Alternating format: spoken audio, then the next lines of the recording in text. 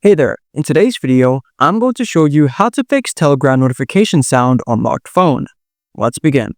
So first thing that you need to do is you need to open up your control center on your iPhone, and then you are going to head over to Focus right over there. So make sure that this thing is not on Do Not Disturb. If it's on Do Not Disturb, then you won't be able to receive a lot of notifications from Instagram, WhatsApp, Telegram, and so on. So make sure that it is off. Then once you're done, go to the search bar within your settings, and then you're going to type in Telegram. Select it. Now make sure that these two options are on. Background app refresh, make sure that's on, and then make sure that mobile data is on.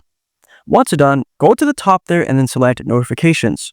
And then we have three different types of alerts. We have lock screen, notification center, and the banners. Make sure that all of them have been selected. And then make sure that sounds is on, badges, and show in CarPlay is also on. Now where it says banner style, you're going to go to the right side and then select that arrow pointing to the right.